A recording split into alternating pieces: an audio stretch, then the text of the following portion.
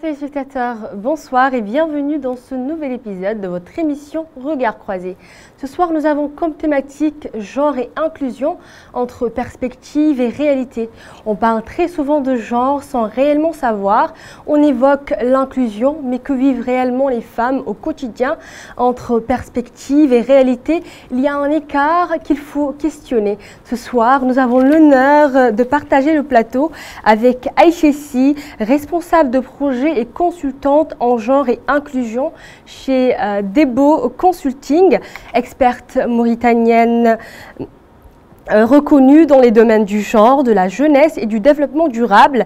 Elle met son expertise au service de l'autonomisation des femmes et des jeunes, tant en Mauritanie qu'en Afrique de l'Ouest. Forte d'un parcours international, elle collabore depuis plusieurs années avec des institutions pour faire avancer l'égalité, la santé reproductive et l'inclusion sociale. Bonsoir.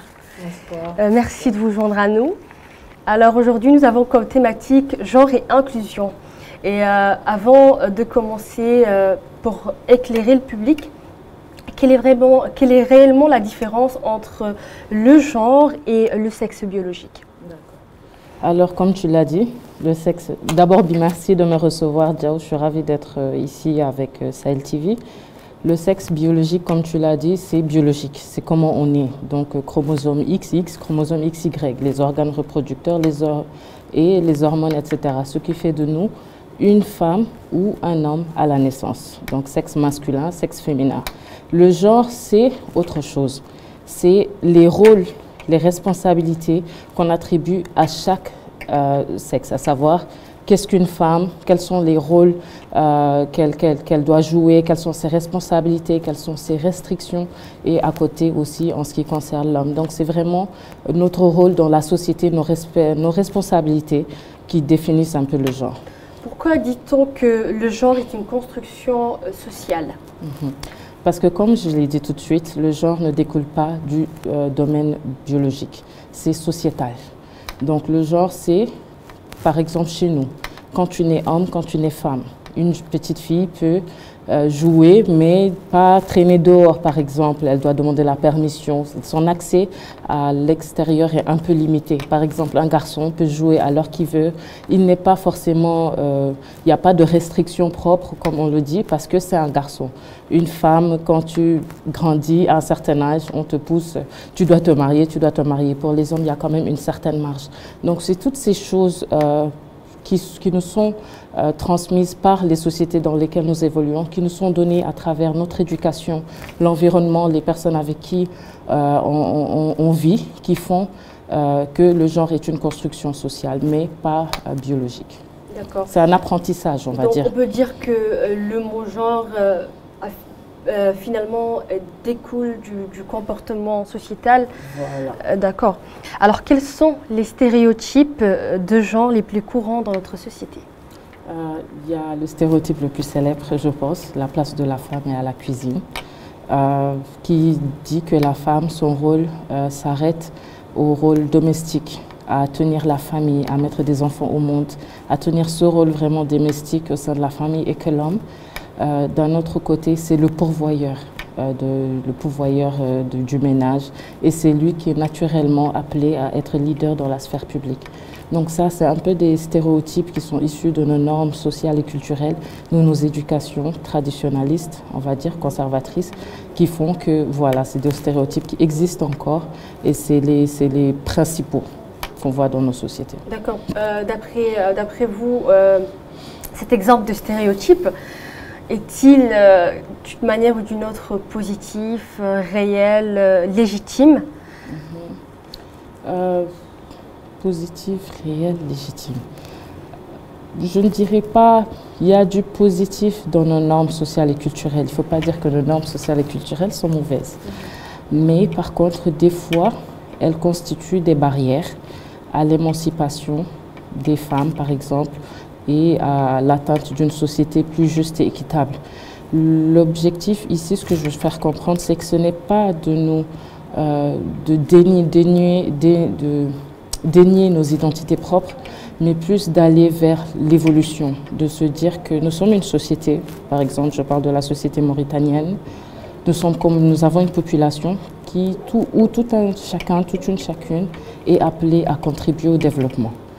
Donc, parler d'évolution est tout à fait légitime, sans pour autant parler de renier, par exemple, nos identités. Ce n'est pas de ça qu'il s'agit.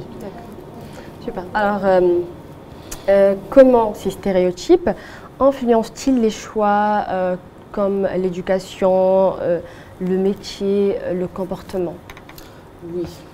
Par exemple, les femmes, dans notre majorité jusqu'à aujourd'hui, on peut aller à l'école, on peut faire des études, mais des freins qui se posent, c'est qu'une fois qu'on doit choisir un exemple à nos filières, tu vois, toi tu es une jeune fille, une jeune femme en STEM, tu es biologiste, mais la plupart vont se dire « Ah, c'est les sciences, ah, c'est les maths, ah, c'est trop technique, c'est les écoles d'ingénieurs, c'est pas pour moi, c'est pour les garçons. » Donc ça constitue des freins de perception de leur potentiel, on va dire ça comme ça, où la famille va dire « Bon, toi tu dois avoir un diplôme rapidement, donc fais bureautique, secrétariat, quelque chose qui te donne un travail. » C'est juste des exemples, hein, mais des fois c'est un peu ce qu'on voit dans notre société, dans nos familles même respectives. Et d'autres fois aussi, ça fait qu'il y a un problème de confiance en soi. Il y a un problème même d'estime de soi. Les femmes se disent que ce choix pourrait être trop osé, ce choix pourrait sortir du cadre normal, et ça va être mal perçu. Donc ce sont les résultats de ces stéréotypes, parce que quand on répète à quelqu'un depuis son plus jeune âge que tu es destiné à faire ça, que tu es destiné à être ça, et que tout ça ce n'est pas pour toi, ça crée, c'est ancré. Des limites. Voilà, exactement. Ça devient quelque chose d'ancré qui fait partie d'elle, et même dans son subconscient, sans s'en rendre compte, elle développe ces freins qui sont souvent dus aux normes, aux stéréotypes, mais qui ne sont pas vraiment, qui découlent pas vraiment de la réalité, on va dire ça comme ça. D'accord. Y a-t-il des métiers qu'on pourrait dire plus femmes ou des métiers plus hommes, où tous les métiers peuvent être exercés selon le sexe, qu'importe le sexe, on va dire? Aujourd'hui, je te réponds, mais on le voit tous les jours. Aujourd'hui, nous avons des femmes ministres. Nous avons des femmes techniciennes, nous avons des femmes ingénieurs, nous avons des femmes médecins, nous avons des femmes qui sont, par exemple, une entreprise de la place Sipco Industry. Elle est dirigée par une femme qui s'appelle Néné Kane, elle l'avait mis sur ses réseaux, qui avait eu un problème de perception que peut-être une femme ne peut pas construire, elle ne peut pas diriger des engins, avoir cette entreprise qui est spécialement dans les domaines techniques et des STEM par exemple. Mais voilà, c'est vraiment, ça reste des perceptions comme je te l'ai dit. Alors comment peut-on expliquer simplement le concept genre à nos familles non sensibilisées? Qu'est-ce que c'est que le genre? Comment l'expliquer à nos familles non sensibilisées? C'est par exemple, tu discutes avec ton papa, tu discutes avec tes oncles, tes tantes. C'est de leur faire comprendre que c'est une fille, qu'elle doit avoir accès à une éducation, qu'elle doit pouvoir faire des choix dans sa vie, qu'elle peut être amenée à devenir ce qu'elle veut, ce qu'elle est appelée à être, et il faudrait qu'ils la soutiennent. Parce que dans tous les cas, ce sera un avancement et pour elle, mais aussi pour toute la société. Parce que quand on dit qu'on éduque une femme, on éduque une société. Juste un exemple, quand on autonomise une femme, on autonomise une société. Parce que c'est elles toujours qui ont cet ancrage familial et que du moment, quand on voit une famille où la maman est émancipée, etc., ça se reflète à travers l'éducation des enfants. Ça améliore la condition de vie des ménages. Donc ce que je dirais à un parent, et j'ai déjà eu à le faire, c'est vraiment soyez un support, soyez un socle, et que ces freins-là, arrivés à un niveau, ça va se retourner contre l'enfant, fille. Si on lui dit que c'est une femme et qu'elle doit être appelée à se marier jeune, etc., sans pour autant lui donner les bases pour être indépendante et autonome, ça peut se répercuter sur la famille et devenir un autre problème. Voilà. Alors, que signifie réellement l'inclusion d'une femme? L'inclusion sociale ou l'inclusion d'une femme? L'inclusion d'une femme. L'inclusion d'une femme. Contrairement à ce qu'on dit, comme j'ai parlé tout de suite d'éducation, parce que c'est la base. Hein, pour moi, l'éducation, c'est la base, mais pour aller au-delà, c'est lui permettre d'accéder à un emploi stable, un emploi décent. C'est lui permettre, par exemple, je prends les femmes du secteur informel, c'est leur permettre d'accéder à des systèmes formels d'entrepreneuriat pour qu'elles puissent avoir accès au crédit, à la terre. C'est avoir des politiques publiques qui encouragent ça dès la base, en fait, pour avoir des environnements publics-privés, que ce soit le secteur public, le secteur privé, qui encouragent et forment et renforcent les capacités des femmes, etc. Donc, autonomiser une femme, au-delà de l'éduquer, c'est lui permettre de faire des choix et lui donner le cadre qui lui permet de s'épanouir dans ces choix-là. Parfait. Alors, quels sont les domaines où vous pensez que les femmes sont plus exclues, moins représentées? Je vais commencer par le politique. Je ne sais pas si tu as eu à aller dans des administrations publiques ou si tu cherches un document au ministère, sans parler des chiffres, Mais quand tu rentres, quand tu vas, par exemple, le poste de secrétaire, assistante, etc., il y a toujours une femme. C'est très, très rarement un homme, n'est-ce pas? Oui. Mais dès que tu traverses et que tu cherches un directeur responsable, etc., à l'œil nu, sans parler de statistiques, etc., c'est très souvent un homme. Donc au niveau de l'administration publique, au niveau des politiques aussi, nous avons très peu de représentantes politiques femmes. Aujourd'hui, il y a une avancée, on va dire ça comme ça, du côté parlementaire. On a 23% de femmes, je pense, au lieu de 20% avant. Ça va. Mais ailleurs, la femme, elle n'est pas assez représentée au niveau politique. Au niveau des emplois, en entrepreneuriat par exemple, la plupart des femmes sont dans ce qu'on appelle l'économie informelle. Elles n'ont pas accès au système formel, comme je l'ai dit tout à l'heure. Donc, ce qui fait que c'est des activités, c'est des très petites entreprises. C'est des activités, je vends des légumes par-ci, je vais vendre des tissus, etc. par-là. Mais ce n'est pas dans le système formel. Donc, je n'ai pas accès au crédit. Je n'ai pas accès au renforcement de capacité. Et vu qu'il y a un fort taux de femmes entrepreneurs qui manquent de capacité, je n'ai pas les outils qu'il faut pour pouvoir me développer comme un autre entrepreneur homme, par exemple. Il y a l'accès à la terre, toujours dans l'emploi, parce que les femmes sont agricultrices. Mais très souvent, elles ne sont pas propriétaires des terres qu'elles cultivent. Ce qui fait qu'il n'y a pas de stabilité. Si le monsieur il vient demain, oui, c'est ma terre. Il n'y a plus... Donc voilà. Et au niveau de la santé, on va dire ça comme ça, il y a la santé reproductive. Aujourd'hui, on a toujours un fort taux de décès maternels.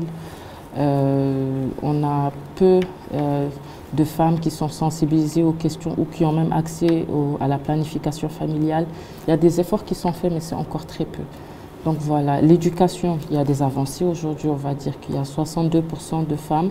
Ce RPGH-là, je pense, au lieu de 41% avant, il y a des avancées, mais c'est l'éducation de base. Maintenant, pour le supérieur, c'est autre chose, il faut encore faire des efforts. D'accord, cette absence de femmes dans ces postes, on va dire déterminants, pensez-vous que c'est lié aux stéréotypes ou plus au fait que dès le début, on a été freiné sur nos compétences et qu'au final, on n'a pas ces compétences pour être dans ces postes-là exactement?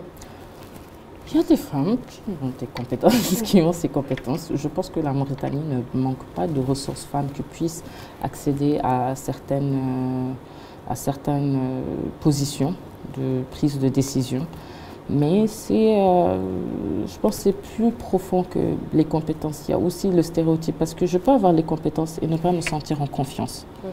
Je peux avoir les compétences, mais qu'on dise que vu que je suis une femme, la personne qui va nommer ou qui va attribuer va dire c'est mieux qu'il y a un homme à ce poste. Donc au-delà des compétences, il y a aussi les stéréotypes, comme je l'ai dit, et les barrières sociales et culturelles qui font que les femmes sont sous-représentées. Il faut beaucoup plus de plaidoyer, de renforcer. Il faut en parler, parce que souvent, les gens ne se posent même pas la question. Aujourd'hui, très peu de Mauritaniens, et j'ose le dire parce que je le vois sur le terrain, sont sensibilisés sur le domaine du genre et de l'inclusion des femmes. Et c'est un fait. Donc, on va parler un peu statistiques. Alors, avez-vous des statistiques récentes sur l'écart entre hommes et femmes en éducation, en emploi ou en politique? Comme je l'ai dit tout à l'heure, 23% des femmes à l'Assemblée nationale. Donc, tu fais ton calcul, ça fait combien d'hommes? 62% taux d'éducation, je crois, contre 71% des hommes. Donc, il y a toujours un écart. Par exemple, 73% des entrepreneurs craignent de perdre leurs ressources, entrepreneurs femmes. 70% des entrepreneurs femmes ont financé leur petit business avec leurs propres fonds. Donc, encore une fois, il n'y a pas de système d'aide extérieure. Il y a 454, je pense que c'était le dernier chiffre, je ne sais pas s'il a évolué il y a 2-3 ans, sur 100 000, le taux de décès maternel. C'était 17%, je pense, le taux de planification familiale, d'utilisation, etc. Donc il y a encore, je n'ai pas toutes les statistiques en tête comme ça, mais il y a encore du travail à faire. Même s'il y a des évolutions, elles restent minimes par rapport aux objectifs fixés ou à ce qui serait l'idéal d'une société juste et équitable en Mauritanie. Alors, quels sont les freins invisibles à l'inclusion qui ne se voient pas forcément dans les textes de loi? C'est ce que je te disais. C'est les perceptions, les éducations, le cadre des références des uns et des autres. Par exemple, une loi ne va pas dire je n'ai pas nommé Diao parce que voilà, Diao c'est une femme et puis moi je ne vois pas une femme dans ces positions-là. Le texte ne va pas dire moi je ne me suis pas présentée pour être nommée parce que j'estime que je suis une femme et les hommes qui sont à côté sont beaucoup plus puissants ou peut-être légitimes d'accéder à cette position. Donc ce qu'on ne voit pas, c'est les perceptions, c'est les valeurs que les uns et les autres développent. C'est, comme je dis, c'est les stéréotypes et les mentalités. Donc ce qu'on ne voit pas, c'est vraiment les mentalités. L'inclusion se limite-t-elle à ajouter des femmes dans des espaces de pouvoir ou faut-il encore aller un peu plus loin? Beaucoup, beaucoup plus loin. Beaucoup plus loin. Parce que c'est pas parce que, je le dis, ce serait bien d'avoir des quotas de femmes pour avoir plus de femmes représentatives, mais ce n'est pas la formule miracle, n'est-ce pas? Parce qu'il y aura toujours beaucoup d'autres acteurs qui évoluent dans ces sphères, par exemple le secteur de la justice, de la santé, etc. Il faut de la sensibilisation.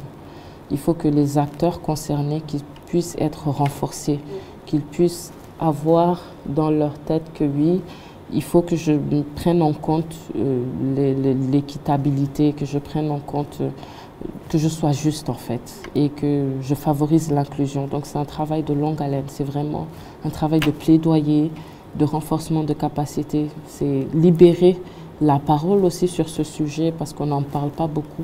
Aller voir un peu au-delà de... Démystifier le genre d'abord. Voilà, exactement, que... démystifier, en discuter. Parce que les gens, comme je te dis, c'est pas... Souvent, tu vois que c'est pas parce que je veux exclure, mais c'est parce que je ne sais pas. Tu vois un peu, donc... L'ignorance aussi joue un certain rôle. C'est vraiment en parler et faire des plaidoyers, renforcer les capacités pour avoir une société sensibilisée et avisée. Là, on pourra parler vraiment de changement systémique, au-delà de mettre des lois, etc. Alors, pourquoi parle-t-on, maintenant on va faire une petite liaison entre les deux, pourquoi parle-t-on souvent de genre et d'inclusion ensemble? Quel est le lien profond entre les deux? À mon avis, c'est parce que la plus grande exclusion à l'heure d'aujourd'hui c'est l'inclusion, la discrimination de genre. C'est la plus grande discrimination à l'heure d'aujourd'hui. Elle surpasse la discrimination raciale et les autres formes de discrimination. Donc si on travaille sur ce facteur-là, et pour travailler sur ça, il faut favoriser l'inclusion du genre. On aura déjà beaucoup travaillé sur la réduction des discriminations en général. Et quand on parle de discrimination, il faut de l'inclusion pour outrepasser ces discriminations-là. Voilà pourquoi on parle toujours d'inclusion du genre. C'est avoir une vision du genre qui soit un peu plus élargie, un peu plus ouverte, un peu plus tolérante et juste de ce que doit faire ou ce que doivent être l'homme et la femme ensemble dans une société. Alors, certaines personnes disent que les femmes ont déjà des droits, qu'il n'y a pas d'inégalité. Que répondez-vous à ça? Souvent, on ne se rend pas compte, j'ai eu des cas comme ça, mais on ne se rend pas compte tant que ça ne nous touche pas directement. Tant qu'on n'a pas été, je parle comme ça, mais je pense que si quelqu'un aujourd'hui qui dit ça avait un membre proche de la famille, je ne le souhaite pas, ou un membre de son entourage proche qui soit victime d'une violence basée sur le genre sexuel, économique, etc., qu'il voit que cette personne-là n'arrive pas à accéder à la justice, que cette personne-là, parce qu'elle est une femme, elle n'ose même pas parler, elle n'ose même pas s'exprimer ou dire, elle se cache, je pense qu'elle aurait une perception différente. Les femmes ont des droits, certes, mais il y a aussi des manquements à leurs droits. Il y a aussi des violations de leurs droits. Il y a aussi un manque de réalisme quant à ce qu'elles vivent, parce que nous sommes dans une société conservatrice et patriarcale, où, par exemple, quand il se passe quelque chose, on va favoriser le maslaha, le sutura, tu vois, les termes magiques. Et finalement, on garde tout au niveau immergé pour que le niveau émergé soit juste tout beau, tout blanc, alors que ce n'est pas forcément pareil. On a des droits, mais on aimerait qu'on renforce ces droits en question. On aimerait qu'on arrête de violer ces droits. On aimerait avoir une place légitime au sein de notre propre société. Est-ce que l'inclusion des femmes est perçue comme une menace pour certains hommes? Si oui, pourquoi? Comme je l'ai dit, nous évoluons dans une société dite patriarcale. Donc, traditionnellement, presque naturellement dans les têtes de certains, certaines choses sont le propre de l'homme. L'homme, c'est petit H, l'homme masculin. Alors que d'autres choses sont le propre de la femme. Et dans ces esprits-là, dès qu'il y a une femme qui transgresse, on va dire, cette limite-là, ils se sentent, je ne vais pas dire, pas aller dans les gros mots là, mais peut-être qu'il le faut, ils sont émasculés. Ils sentent qu'il est dépossédé de sa masculinité. Par exemple, on a vu dans des ménages où la femme avait une meilleure situation, par exemple, que l'homme. C'est pas partout. On a vu qu'il y a des hommes hyper qui soutiennent beaucoup, qui sont là, le socle, mais parce que cette femme travaille, elle voyage, tu vois, elle truc, il se dit que celle-là, elle veut devenir moi. Elle veut que je devienne elle, parce que dans sa tête, le fait de rester pendant que ta femme est en mission, t'occuper de la famille, de tes enfants et tout, pour eux, c'est comme si tu les féminisais d'une certaine manière, alors que ce n'est pas le cas. Comme je le dis souvent, se nourrir, cuisiner, par exemple, c'est pour se nourrir, ça ne doit pas être genré. Nettoyer, etc., c'est sa propreté, son hygiène personnelle d'abord, ça ne doit pas être genré. S'occuper de sa famille, on fait des enfants à deux, I'm sorry, but ça ne doit pas être genré, mais c'est genré dans nos contextes, ça appartient aux femmes. Donc dès qu'il y a ce déséquilibre-là dans ces esprits qui ont été éduqués comme ça, qui n'ont vu que ça, et ça fait qu'ils sont souvent réfractaires à ce qu'on appelle le changement. Parfait. Alors, est-ce que les chiffres suffisent à faire changer les mentalités? Les chiffres, maintenant, les chiffres nous permettent d'évaluer la situation. Les données sont faites pour ça, c'est pour constater. Parce que tu ne peux pas constater quelque chose sans données, ce n'est pas une constatation fiable, on va dire. Avec les données, ça nous permet d'évaluer, de connaître l'état de la situation, de faire un diagnostic. Mais à partir de là, il y a toute autre chose à faire. Ces chiffres doivent être une base, par exemple. Et ça doit être aussi un objectif. Parce qu'un chiffre peut nous dire, OK, 6 juin, ce qu'on doit faire, voici ce qu'on doit faire, les actions qu'on doit mener pour aller vers un changement. Et après, l'évolution de ces chiffres-là permet de nous dire si on arrive à atteindre ces objectifs-là ou pas encore. Mais il faut beaucoup plus que les chiffres, il faut des actions. D'accord.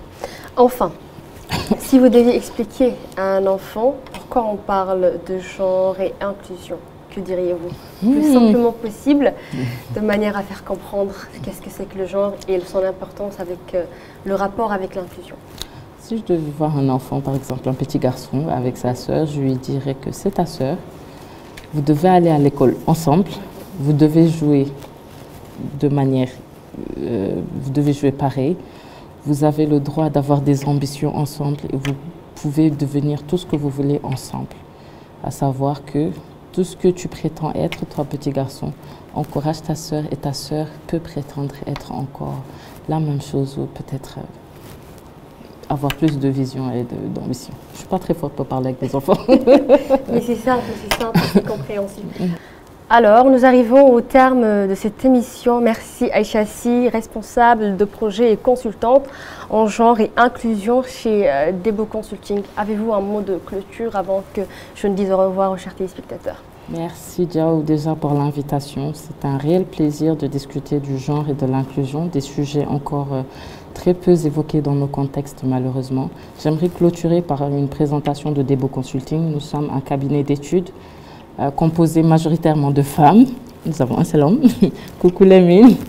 Et nous évoluons dans tout ce qui est le genre et l'inclusion, donc travaux de recherche en ce qui concerne le genre et l'inclusion, des analyses genre, des diagnostics, des plans d'action, donc l'accompagnement des partenaires du secteur public, privé sur une meilleure inclusion du genre, une meilleure prise en compte et prise en charge de tout ce qui a trait à l'égalité et l'équité.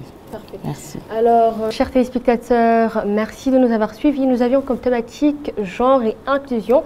Le but était de démystifier tous ces stéréotypes genrés. À très bientôt pour un nouvel épisode. N'oubliez pas de commenter et de proposer des thématiques pour les prochains épisodes de votre émission Regard croisé. Merci.